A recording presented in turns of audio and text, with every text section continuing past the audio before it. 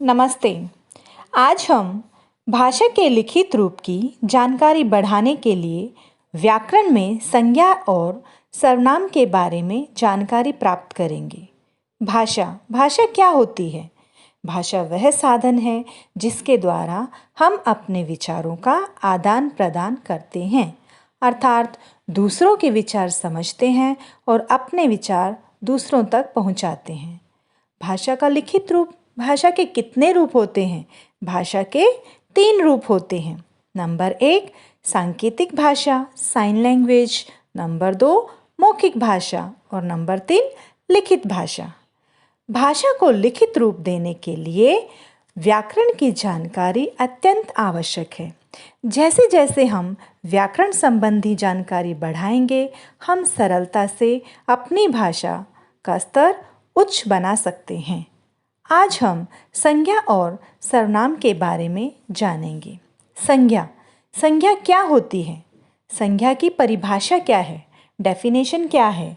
संज्ञा किसी व्यक्ति, वस्तु या स्थान आदि के नाम को संज्ञा कहते हैं। नाम शब्द संज्ञा कहलाते हैं। संज्ञा के कितने भेद हैं या प्रकार हैं? संज्ञा के 3 भेद हैं। नंबर 1 व्यक्तिवाचक, नंबर 2 जातिवाचक और नंबर 3 भाववाचक। अब संज्ञा के प्रकारों को विस्तार पूर्वक जानिए। व्यक्तिवाचक संज्ञा जिस संज्ञा शब्द से किसी विशेष व्यक्ति, स्थान या वस्तु का बोध हो उसे व्यक्तिवाचक संज्ञा कहते हैं। उदाहरण के लिए गंगा नदी का नाम है, कोलकाता शहर का नाम है, राम, मोहन ये व्यक्तियों के नाम हैं।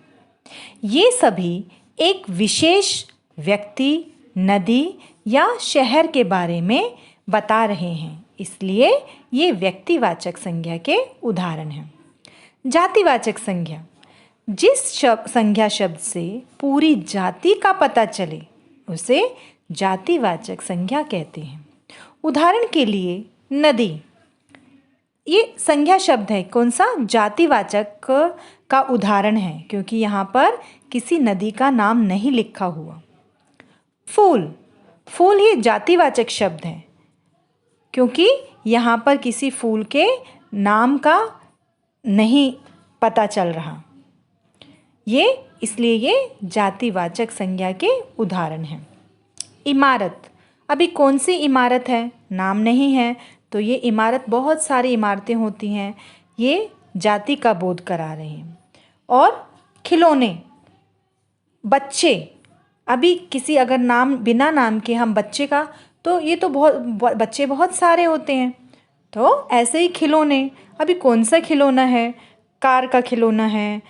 ये अनेक प्रकार के, अगर नाम से लिखेंगे तो व्यक्तिवाचक होगा और बिना नाम के जो शब्द प्रयोग होता है किसी एक ग्रुप को बताने के लिए, वो जातिवाचक संज्ञा कहलाते हैं।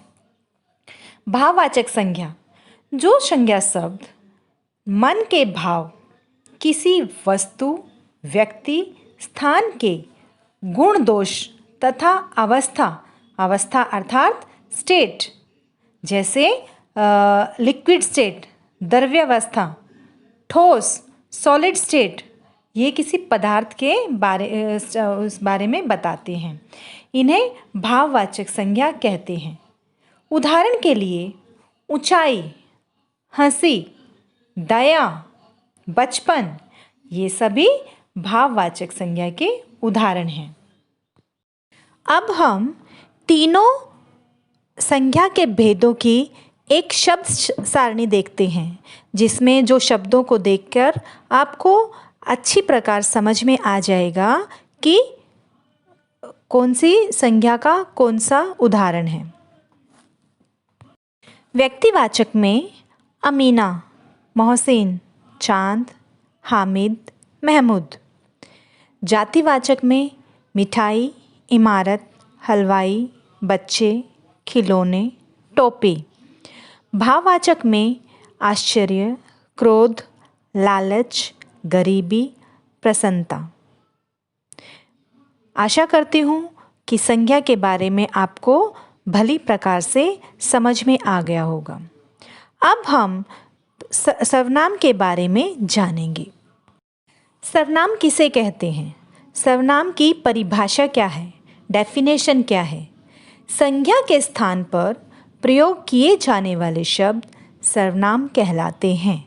जैसे मैं, मुझे, तुम, तुम्हें, हम, यह, वह, वे, उसे, उन्होंने, आप, कौन, कुछ आदि।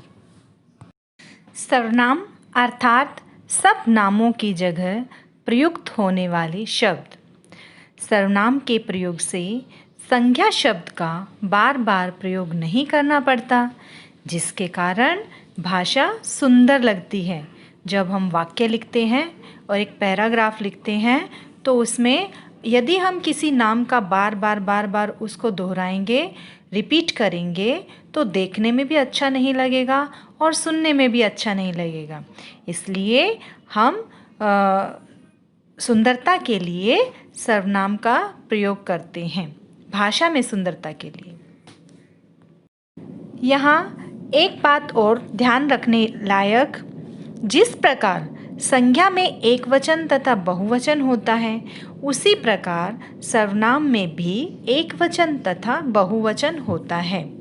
अब हम उदाहरण स्वरूप कुछ खाली स्थानों में सर्वनाम शब्द भरकर अभ्यास करेंगे। दी गई पंक्तियों में 3 मित्रों के वार्तालाप का जिक्र है, जहाँ पर 2 मित्र आमने सामने बातें कर रहे हैं और तीसरा मित्र जो वहाँ पर उपस्थित नहीं है, उसके बारे में भी बातचीत हो रही है।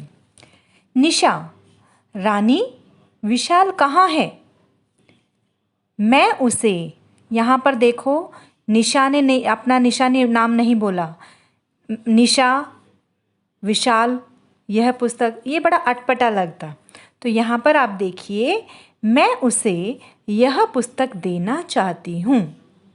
निशा विशाल को पुस्तक देना चाहती है। रानी, वह अपने मित्रों के साथ क्रिकेट खेलने गया है। वह कौन? विशाल। निशा, गेंद तो यहाँ रखी है।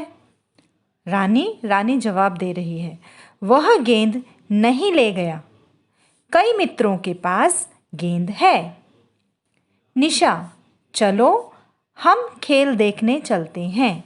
यहाँ पर निशा ने अपने मित्र का और अपना नाम नहीं लिया, 2 नाम की जगह पर उसने हम शब्द का प्रयोग किया। ये हम क्या है? सर्वनाम। हम खेल देखने चलते हैं। रानी, हाँ चलो, हम बाज़ार से कुछ सामान भी खरीद लाएंगे। निशा, जल्दी लौट आएंगे क्योंकि मुझे गृह कार्य करना है। आशा करती हूँ आज किया गया कार्य आपके लिए सहायक सिद्ध होगा।